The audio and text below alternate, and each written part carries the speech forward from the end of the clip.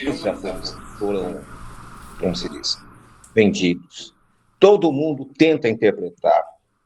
Cada movimento religioso tem a sua interpretação. Profecia é uma coisa muito complexa de você bater o martelo, em especial. Por quê? Nós estamos falando do que foi escrito há 2.500 anos atrás. Quando foi escrito há 2.500 anos atrás, a maioria dos reinos e dos impérios ainda não tinham assumido uma postura definitiva. Quando nós olhamos para trás, nós tentamos justificar as profecias. O profeta Abacuque, ele diz no seu livro, escreve de uma forma que as pessoas passem correndo, leiam e entendam. O que ele queria dizer? Quando nós vamos estudar a profecia, nós temos que nos tirar de nós todas aquelas informações que sobrecarregam o nosso HD cerebral. O que significa isso? As pessoas, elas estão hoje contaminadas com tanta informação. É muita informação. E na maioria das vezes, essas informações são informações infundadas, são informações equivocadas. Existe um pastor aqui em São Paulo, ele tem mais de milhões de seguidores. Você que está no grupo, você não conseguiria ficar 5 minutos assistindo tanta asneira, tanta coisa sem pé, sem cabeça. Mas ele criou uma legião de fãs e as pessoas acreditam no que ele diz. Nós temos que ter muito cuidado quando nós vamos tentar interpretar alguma profecia. Quando eu entendi, eu acredito que seja real aquilo, eu procuro procurar outras fontes para justificar aquilo que eu estou pensando, eu coloco em público. Quando não, eu digo, não sei.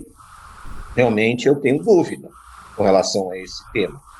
Por quê? Profecia é uma coisa selada e fechada, e nem todos nós temos esse acesso. Então, para que nós possamos entender, essa profecia do capítulo 7 está ligada com o capítulo 2 de Daniel. No capítulo 2 de Daniel, fala da grande estátua. As pernas, são 2 pernas de ferro, sempre falaram que era o Império Romano. E os pés era a Roma cristã. Na nossa interpretação, eram 2 pernas, porque a primeira era o Império Romano. A segunda perna, o Império Sacro Romano, que seria a Igreja Católica Apostólica Romana, que era romana. O Papa ficou no lugar dos imperadores. E os pés, nós temos uma outra interpretação. Porém, para nós entendermos uma profecia, nós temos que entender a outra. Nós não vamos chegar a muitas conclusões. Porém, eu quero fazer essa leitura aqui a partir do verso 17 do capítulo 7, que diz assim: estes grandes animais, que são 4 reis que se levantarão da terra. Ou seja, eles não haviam se levantado ainda. Olha no 18. Mas os santos do Altíssimo receberão o reino e possuirão o reino para todo sempre, de eternidade em eternidade. Então, a profecia aqui no versículo 17 diz que viria 4 reinos poderosos. E que no final, os santos do Altíssimo. Então, em 2 versículos, ele resume o que vai acontecer. Porque a profecia, ela não é linear. Você vai ver que na leitura ela intercala. Nós vamos para o próximo versículo. Então tive desejo de conhecer a verdade a respeito do 4º animal, que era diferente de todos os outros. Olha só a preocupação de Daniel. Daniel viu os 4 animais, que se você ler o capítulo 7 todo, ali está bem descritivo. Está bem correto ali, está naquela sequência. Porém, ele teve um desejo no coração de conhecer o 4º animal, que era diferente de todos os outros.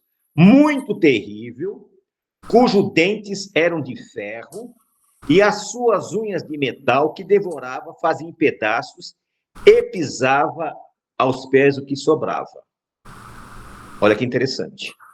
Lembra que eu falei que o Império Romano, né, as pernas de ferro, e aqui ele tem essa outra visão e que traz o ferro de novo. Esse império não era ouro, não era prata, não era bronze, era ferro. Então ele nos dá uma dica que se referia ao Império Romano. E era o que eles faziam. Eles destruíam, esmagavam aqueles que se colocavam contra eles. E também das 10 pontas tinha na cabeça. Lembra dos pés de barro, os pés de ferro, que eram 10, os 10 dedos da estátua? Aqui se repete, né? De uma outra maneira, já agora são o quê? Tinha na cabeça, e também das 10 pontas que tinha na cabeça. São aqueles pés viram chifres aqui. Então, a mesma profecia, agora de um outro ângulo.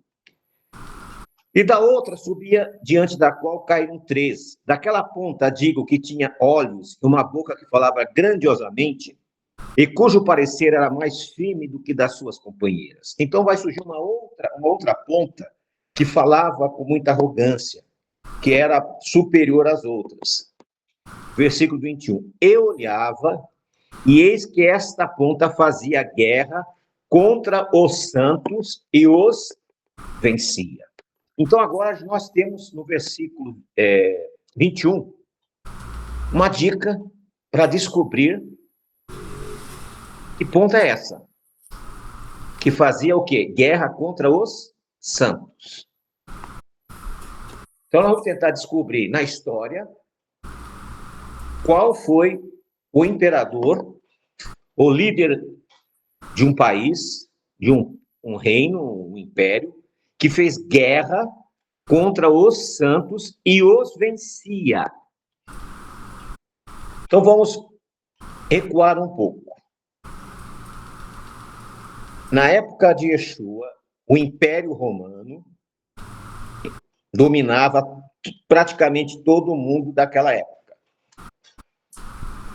Posteriormente, esse Império Romano, ele nunca se preocupou com religião.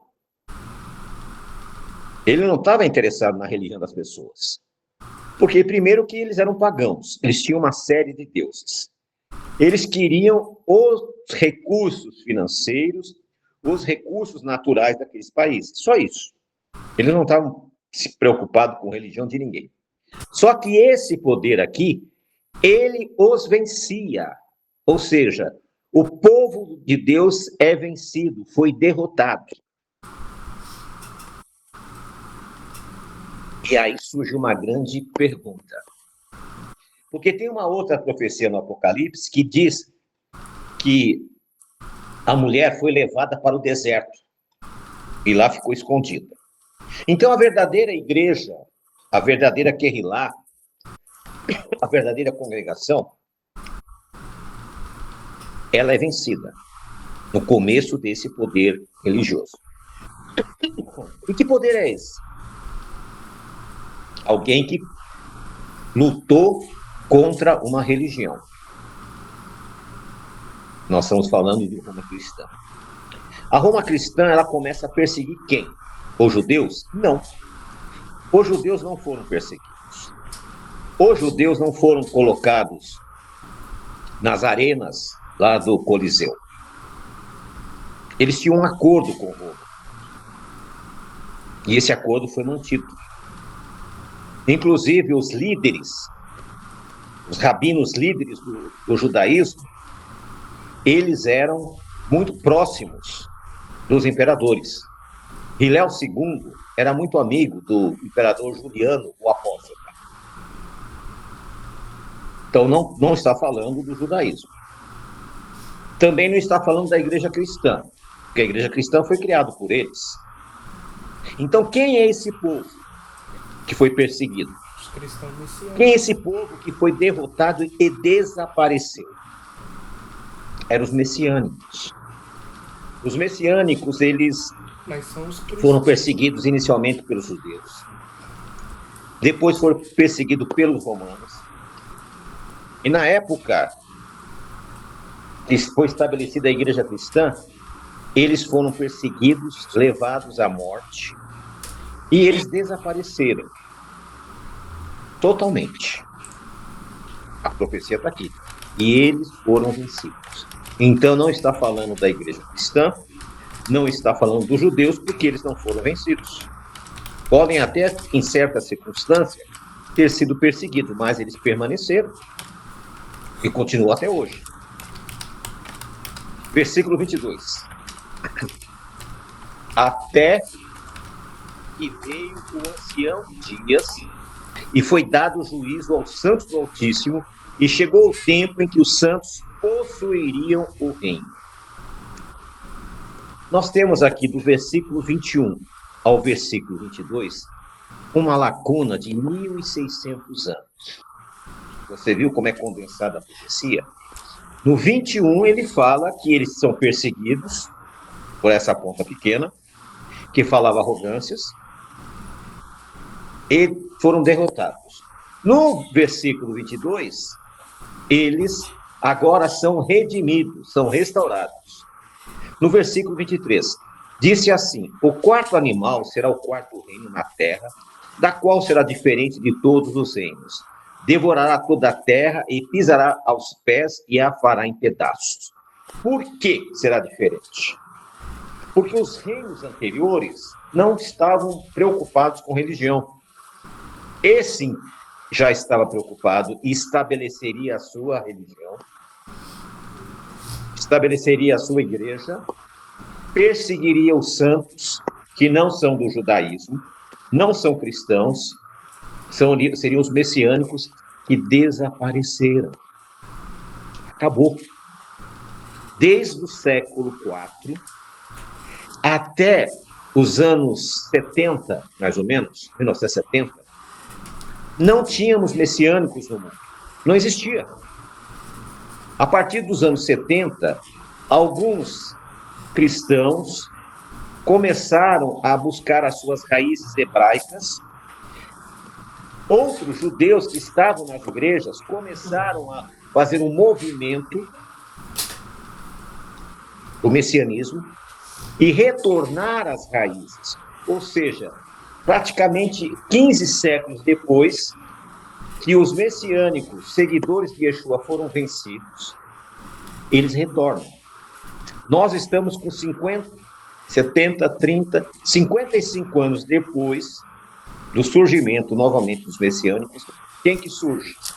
Nós que estamos aqui hoje estudando essa profecia. O profeta Jeremias diz assim: e andaram por vales, montanhas, e se esqueceram do seu lugar de repouso. Porém, eu não me esqueci, e vou buscar um a um. E nós cremos que isso está acontecendo agora. Cada um de vocês estão sendo resgatados para pertencer ao reino de Deus. Por que eu digo isso? Porque nós estamos restaurando as veredas antigas. O profeta Jeremias, no capítulo 31, no versículo 31, diz assim: e eis que faço uma nova aliança com a casa de Israel e a casa de Judá. Preste atenção sempre que você for ler a Bíblia, ou qualquer livro. O primeiro sempre é maior, o segundo é menor. Israel é maior. Israel é o povo integral. Judá é uma das tribos. Só que quando Jeremias escreveu isso, já fazia 200 anos que o povo de Israel havia sido levado cativo. Havia desaparecido. E agora nós estamos vendo que esse poder, né, que veio, destruiu realmente os verdadeiros messiânicos, deixaram de existir. Quando a missão judaica começou, ela tinha um intuito: levar Yeshua aos judeus. Com o passar do tempo, eles começaram a se judaizar. E os judaizantes tomaram conta, assumiram e trouxeram os costumes rabínicos para dentro do movimento. E aí começaram a se afastar. Para acolher essas pessoas que estavam se afastando, eles criaram um movimento chamado Bnei Noach. Ou seja, aqueles que eram antes cristãos descobriram suas raízes hebraicas, assumiram o messianismo, tornaram-se messiânicos e agora estão sendo levados para esse grupo chamado Bnei Noach. Ou seja, deixaram de servir a Jeová, o Deus Todo-Poderoso, para ser filhos de Noé. Olha o absurdo. E você vê nas redes sociais aí esse movimento Bnei Noach, e ele está repleto de pessoas que estão ali porque colocam um talit, um kippá, cantam umas músicas hebraicas e se acham judeus mais do que o Benjamin Netanyahu. Ou seja, criaram fantasias, utopias, mas continuaram servindo ao grande monstro, esse animal terrível que Daniel viu, que destruiu os santos do Altíssimo. Agora nós vamos para o versículo 25. Cada versículo aqui é uma profecia independente, não é uma continuidade, é uma profecia específica. Preste bem atenção. E proferirá palavras contra o Altíssimo. Destruirá os santos do Altíssimo. E cuidará em mudar os tempos, a lei e a data das festas religiosas. E serão entregues na sua mão por um tempo, tempos e metade de um tempo. A profecia de Daniel 25, 7, 25, aconteceu quando? No século IV, o imperador romano, Juliano o Apóstata, obrigou que Hilel II, que era o último presidente do Sanedrim, do Sinédrio judaico, em Roma, não em Jerusalém, obrigou que ele abolisse duas questões importantíssimas do judaísmo e do movimento judaico. Em primeiro lugar, foi proibido pronunciar o nome, o inefável nome de Deus. Porém, a Bíblia nos diz, quem invocar o nome, o tetragrama, será salvo. Então, uma das condições de ser salvo é pronunciar o nome de Deus. E o que eles fizeram? Inventaram um tal de Hashem. Aí você vê muitos líderes religiosos, Hashem, que é uma coisa absurda, porque se nós trouxermos para o português, o nome não faz sentido. O segundo é Adonai, que significa Senhor. Porém, Baal também era chamado Adonai. Ou seja, ocultaram o nome do Criador, primeira coisa. O segundo, o calendário baseado na lua nova foi abolido e adotaram um calendário fixo. Esse calendário fixo, os fariseus, desde a época da Babilônia, eles acompanhavam o surgimento da lua nova e se baseavam pelo calendário fixo. Eles faziam uma continha ali. Existem anos que há dias que se coincidem, mas na maioria deles, os dias festivos, as santas solenidades, os shabatotes, caem em dias alternados. E para provar que eu estou falando a verdade, entra no site do Rabat.org, que é o site oficial do judaísmo, e busca lá as datas das festas. Eles sempre colocam 2 dias. Por quê? Porque eles não sabem qual é o dia. Seria como você guardar o sábado na sexta-feira, no domingo, na quarta, porque eles não sabem o dia correto. Lá em Gênesis, no capítulo 1, nos diz que Deus estabeleceu a lua para marcar o início das estações, o início do mês. O Salmo 104, 19 diz a mesma coisa. Isaías 66, 23 diz que a lua nova, será de uma lua nova a outra, ou seja, de um mês ao outro e de um sábado ao outro, toda a carne deve vir adorar.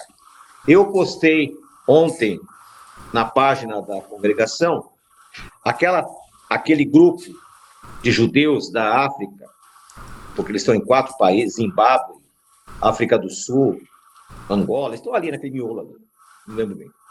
Eles estão há 2.500 anos lá. Se eles estão há 2.500 anos, obviamente, as suas práticas religiosas são as originais. E por que eu postei para vocês? Porque uma delas é observar a lua nova, que o judaísmo abandonou. Então, dos movimentos de Techuvá, nós e mais uns 3 ou 4 grupos, estamos restaurando esse mandamento que foi previsto há 2.500 anos, lá com Daniel, que iria mudar os tempos das festas religiosas. Se você acompanhar aí o movimento do judaísmo, você vai ver que, normalmente, tem uma diferença de 1 ou 2 dias. Porém, o problema não está só aí. Nós temos um outro problema mais grave. A contagem de Shavuot, que é Pentecostes. Quando você lê a Torá, em Levítico 23, diz assim: após o sábado, que nós chamamos de domingo, contareis 50 dias.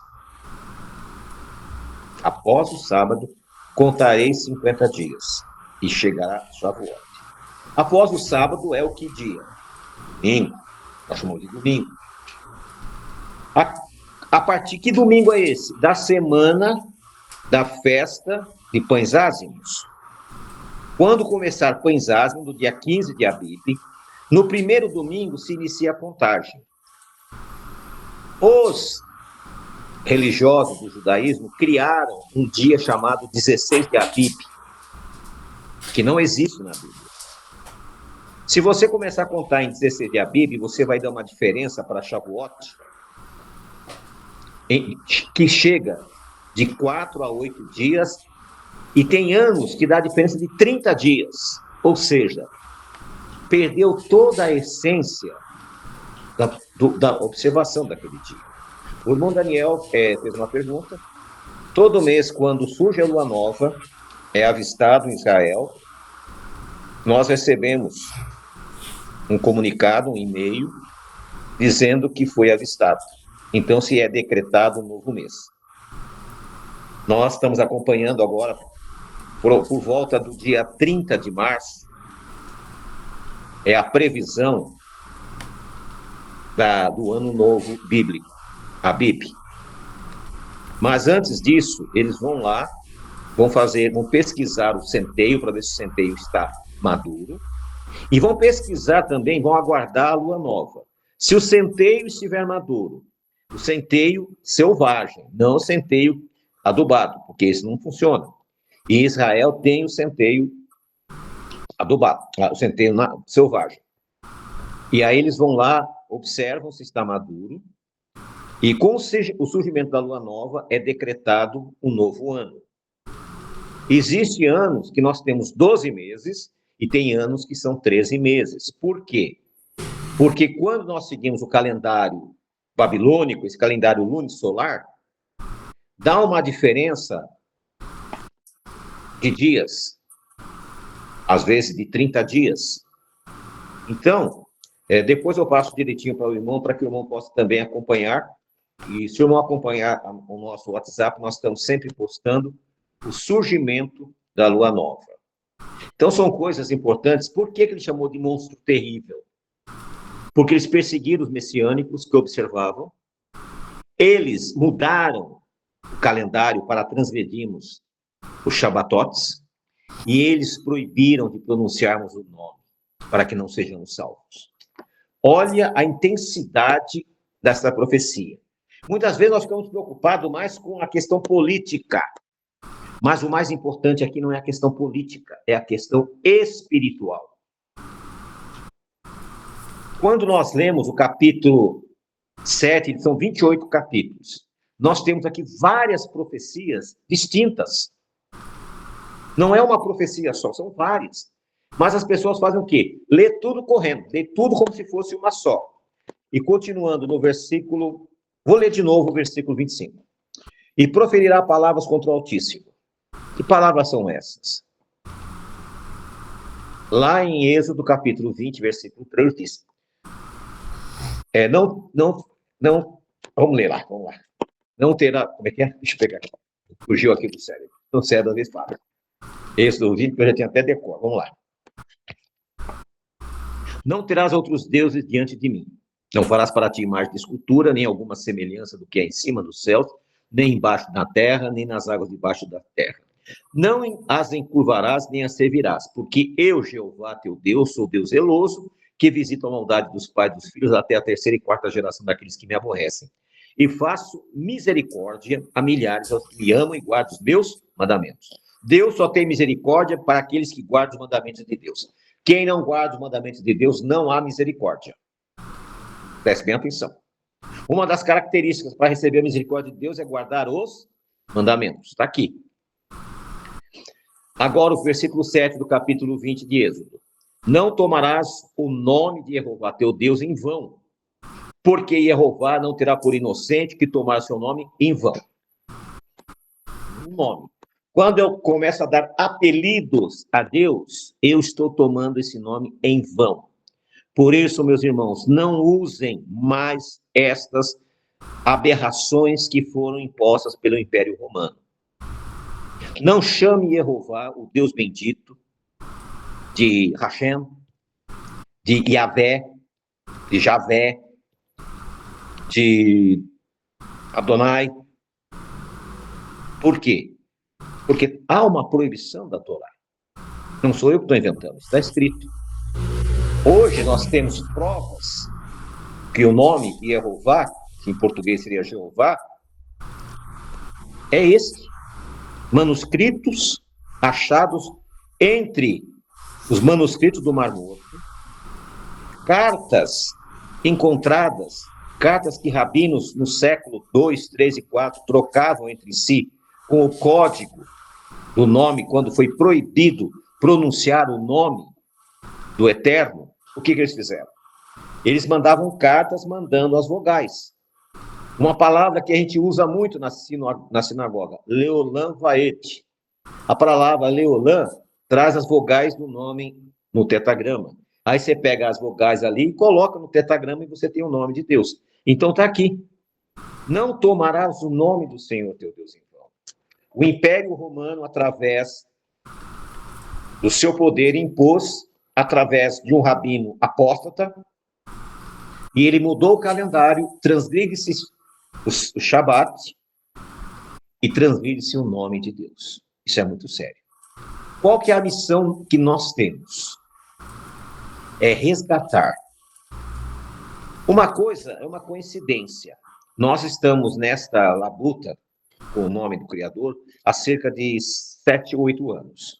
Porém, em março, agora, a Sheolam faz 25 anos. E o nome Sheolam significa nome eterno. Ou seja, quando ela nasceu, o propósito que Deus colocou no nosso coração, que nós não sabíamos, era que restaurar o nome eterno. Olha que coisa interessante. Há 25 anos atrás, foi escolhido esse nome, Sheolam, e era justamente o nome eterno. Então, nós estamos resgatando o que foi pisado por este monstro que Daniel se interessou. Como diz aqui, no versículo 19 do capítulo 7. Então tive o desejo de conhecer a verdade a respeito do quarto animal, que era diferente de todos os outros. Por quê? Porque ele misturou a religião. E cabe a nós pregar a verdade, e a verdade vos libertará. E eu tenho comentado com os irmãos aqui também um perigo muito grande que ronda a nossa congregação. Todas as congregações. A pessoa está numa igreja, ela frequenta aquela igreja, ela tem muita fé, e ela vem para Techuvá, ela se torna legalista, de repente ela passa a ser judaizante, e ela abandona os estudos da Torá. Perfeitamente. O nome é Jeová, não tem como fugir, as provas são contundentes. E o que acontece, irmão Daniel? Muito obrigado pela contribuição. Nós temos que trazer a verdade à tona. Não podemos ficar brincando com as coisas. E as pessoas vêm para Techuvá, e o que eles fazem? Eles param de estudar a Bíblia, eles não estudam mais os profetas. Se você pegar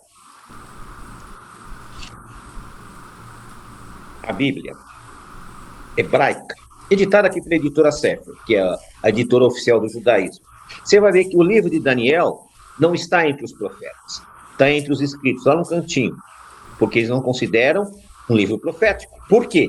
Porque ele desmascara todos os enganos e mentiras que foram colocadas. E nós viemos aqui para restaurar. E viemos aqui para trazer uma verdade, desde que seja fundamental. E o que vai acontecer depois dessa restauração que nós estamos trazendo? Olha que lindo. No versículo 26. Mas o juízo estabelecerá e eles tirarão o seu domínio para destruir e para desfazer até o fim. Versículo 27. E o reino e o domínio e a majestade dos reinos debaixo do céu serão dados ao povo do Santo Altíssimo, e o seu reino será eterno, e todos os domínios o servirão e obedecerão. Será na nossa geração que Yeshua vai voltar, vai restabelecer o seu reino. E o domínio sobre as nações, os 144 mil, vão ser reis e sacerdotes. Então está na hora de nós começarmos a rever nossos conceitos. Pare de beber água em fontes rotas, contaminadas. Não adianta nós ficarmos dizendo, mas tem umas coisas que é legal, que é bacana, ele fala umas coisas legais. Minha mãe está ali deitada. Ela sempre dizia, e eu nunca esqueci disso, ela dizia o seguinte: o diabo, ele não aparece com o rabo soltando fogo pela boca, ele aparece com um anjo de luz. E é verdade. Como é que o diabo aparece hoje para nós? Através de pregadores, youtubers, pregando heresias, enrustidos com a verdade. Para pegar um peixe, não adianta jogar o anzol, que ele não vai fisgar o anzol. Mas se você colocar numa isca, ele vai cair e você vai tirar d'água, ele vai morrer. A mesma coisa acontece no mundo espiritual. Os falsos pregadores que estão aí mentindo, enganando, eles querem ter audiência. Mas não é só isso. Eles querem que você creia nas heresias. E ele prega 10 verdades, e no meio das verdades coloca uma mentira. Por isso, sede sábios. O salmista, no capítulo 1, diz assim: bem-aventurado aquele que não se assenta à roda dos escarnecedores. Então, nós temos que ter um posicionamento com relação nós temos que fazer um detox, tirar da nossa vida todos esses falsos religiosos, tudo que prega mentira. Se a pessoa não prega a verdade, não prega a verdadeira restauração, não é de Deus. Não adianta. Mas ele é uma pessoa boa, uma pessoa maravilhosa. Salmos, capítulo 1. Bem-aventurado o varão que não anda segundo o conselho dos ímpios. Como é que eu dou conselho para alguém? Se a pessoa... Não estou falando com a pessoa. Como é que você vai ouvir um conselho espiritual de um ímpio? Você está quebrando esse mandamento aqui, essa ordenança. Bem-aventurado o varão que não anda segundo o conselho dos ímpios, nem se detém no caminho dos pecadores. O cidadão transgride Shabat, come carnes impuras, faz um monte de bobagem, um monte de mentira, e você se detém para assistir às suas lives. Por quê? Porque ele fala bonito. Ele faz uns vídeos bacanas. Presta atenção. E nem se assenta na roda dos escarnecedores. E nem tem relacionamento com pessoas que são contrários à Torá. Você vai ser feliz se você não andar nesse caminho. Volte para as Escrituras. Se apegue à palavra de Deus. Se firme na verdade, e a verdade vos libertará. Nós estamos passando um tempo de chacoalho. O joio está sendo balançado para separar o trigo. Cuidado para que você não seja confundido com o joio e não caia em desgraça espiritual. A Bíblia é uma só. Você não consegue, de forma alguma, servir a Deus e servir aos homens. Não tem como você seguir a Torá e seguir ensinos de pessoas que são contra a Torá. Lá em Apocalipse, no capítulo 2, no versículo 9, eu sei que muitas vezes vocês dizem, nossa, mas você repete muitos versículos. Vou repetir até a exaustão, até todo mundo entender. Olha o que diz aqui, ó. É a carta à igreja de Esmirna. Eu sei as tuas obras, e a tribulação e a sua pobreza. Então Deus está falando para nós, olha, eu sei que vocês são pobres, atribulados, e quem não é atribulado aqui? Todos nós. Eu conheço cada um de vocês. Cada um aqui é mais doido que o outro, de tanta tribulação, inclusive eu. Todos somos atribulados. Mas tu és rico. Opa! Por quê? Porque Deus abriu a nossa mente para entender a palavra. E também sei a blasfêmia dos que se dizem judeus e não são, mas são da sinagoga de Satanás. Por que blasfêmia? Porque essas pessoas se apresentam como judeus genuínos, como observadores da Torá, porém seguem um calendário romano, babilônico, transgride Torá, ensinam heresias. E como é que eles fazem as pessoas ficarem ali como escravos?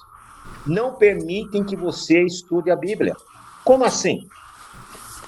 Só passam a paraxá. Todo sábado é a mesma coisa. Quem assistir a minha paraxá de amanhã vai ver que a minha é totalmente diferente das porções que estão sendo passadas essa semana. Por quê? Porque eu peguei a essência, o que queria dizer a paraxá.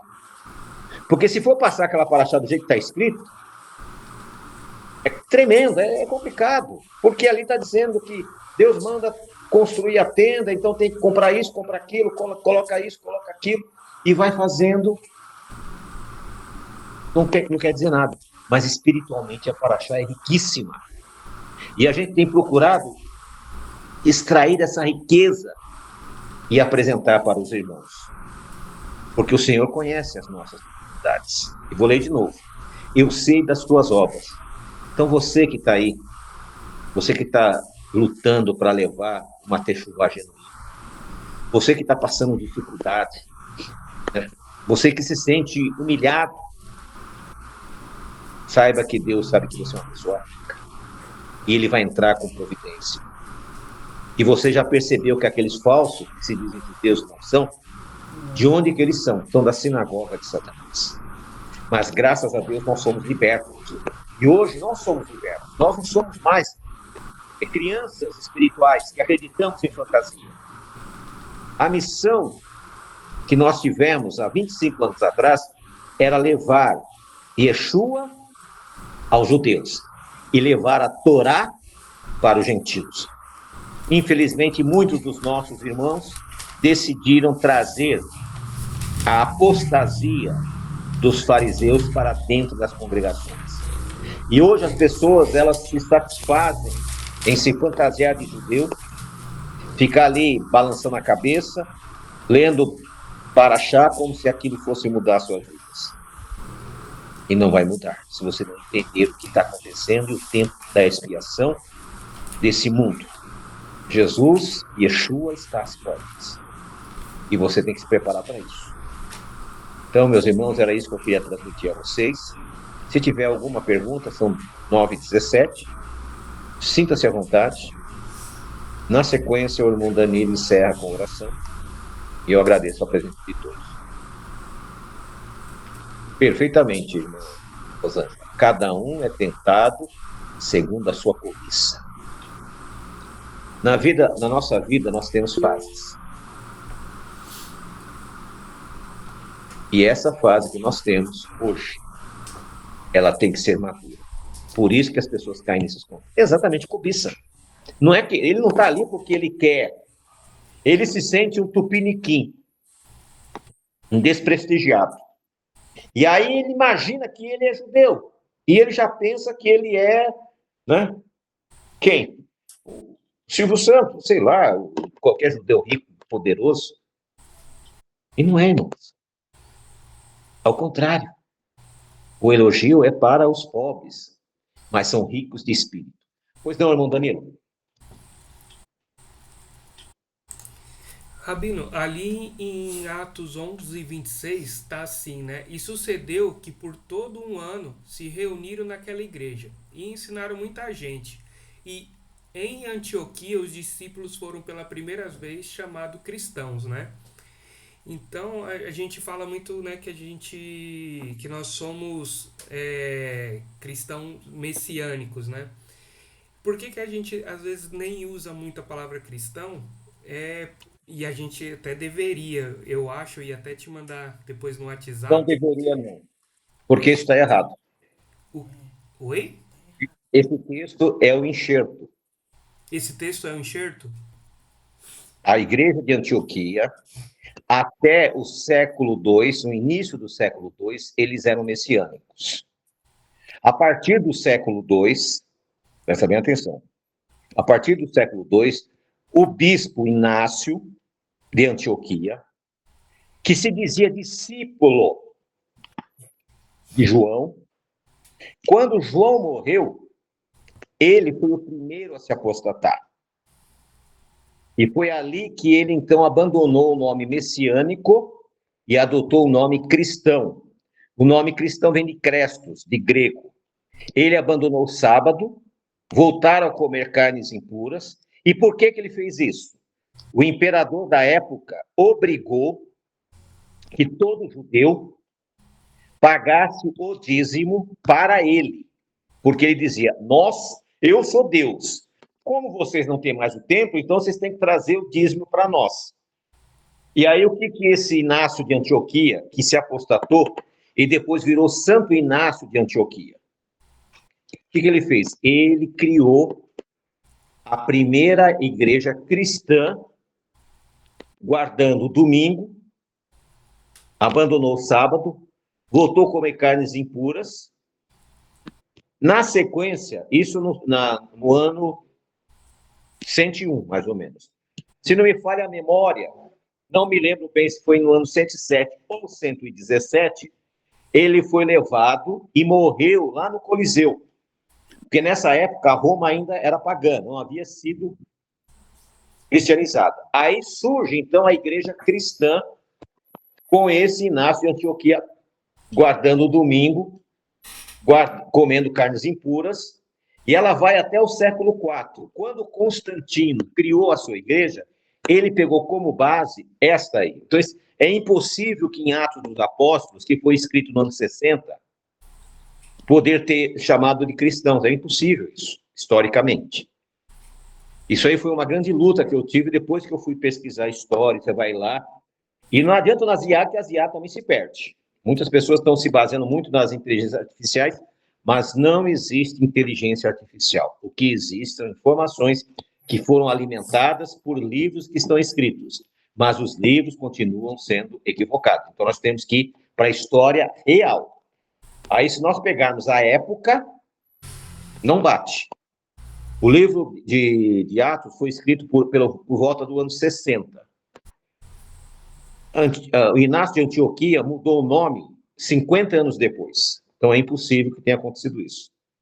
Lembra que eu mostrei para você na nossa Bíblia de Estudo Thompson, que eles dizem que tem mais de 7.000 acréscimos? Um deles é essa aí, que não, a história não bate as datas. Então, não é correto. E também existe um outro agravante, só para concluir, desculpe. Quem era Crestos? Crestos era uma divindade pagã. E o seu nome significava ungido. Então, eles preferiram tirar Messias, que é Machia, e colocar Cristo. Então, é por esse motivo. Pode falar, irmão. Desculpa, você vai falar. Não, ia só finalizar mesmo, mas era isso. Era esse ponto. Sim, por isso que eu digo, nós temos que nos aprofundar mais nos estudos. Hoje eu estava falando com a irmã Cristiela, fez uma pergunta, eu disse, não sei te responder. Jamais vou dar uma resposta que não tenha base histórica, real. Né? Quem vem na minha casa já viu a quantidade de livros que eu tenho. E eu gosto de pesquisar livros, histórias, para a gente poder concluir. Então, Inácio de Antioquia foi o precursor da Igreja Católica. Ele não tem nada a ver com os messiânicos. Os messiânicos não pertenciam a esse movimento. Eles eram perseguidos por eles, inclusive. Algum irmão tem mais alguma pergunta? Quer dar alguma contribuição? Fique à vontade. A irmã Rosângela quer falar alguma coisa? Ou a irmã Maria? Irmã Jean? Quem estiver aí. Irmão Wellington, quer falar alguma coisa?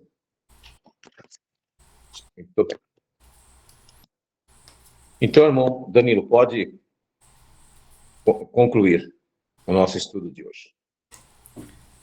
Vamos finalizar com uma oração. Gostaria que a irmã Rosângela fizesse a oração final e o Rabino a bênção final, por favor. Amém. Pai querido, nós te agradecemos porque nós chegamos aqui nesse dia, pela tua graça, pela tua misericórdia, pela tua mão. Nós temos sido sustentados por ti emocionalmente, espiritualmente, materialmente, e damos graças por isso. Te agradecemos, Senhor. Pedimos que a tua shalom, tua presença, a presença do teu Ruach seja sobre nós nesse Shabbat, que possamos entrar no teu descanso, Senhor, ter as nossas forças renovadas, Senhor, o nosso espírito revigorado, que nesse tempo tu possas ministrar profundamente ao nosso espírito, Senhor, abrir a nossa mente, Senhor, para entendermos a tua palavra, os teus mistérios, Pai, teu sobrenatural, para entendermos o propósito das nossas vidas nessa terra, Pai. Que não venhamos a ser mais espectadores, Senhor, mas que possamos, Senhor, junto contigo, cumprirmos o propósito a qual nós fomos chamados. Obrigada, Senhor, por todo esse estudo, obrigada por essa comunidade, Senhor. Abençoa cada um, Pai, e que teu nome seja glorificado em nós e através de nós, em nome de Yeshua Mashiach. Amém. Amém. Só para complementar, da mesma forma que no livro do Evangelho de João, capítulo 6, foi introduzido ali uma Páscoa com 6 meses, para tentar justificar o que Eusébio de Cesareia falou do ministério de Jesus de 3 anos e meio. Então, se você pegar ali a sequência do livro de João, é impossível, 6 meses depois, ter uma Páscoa, teria que ser pelo menos um ano. Aconteceu também com o livro de Atos, aí, quando eles falaram que foram ali chamados cristãos.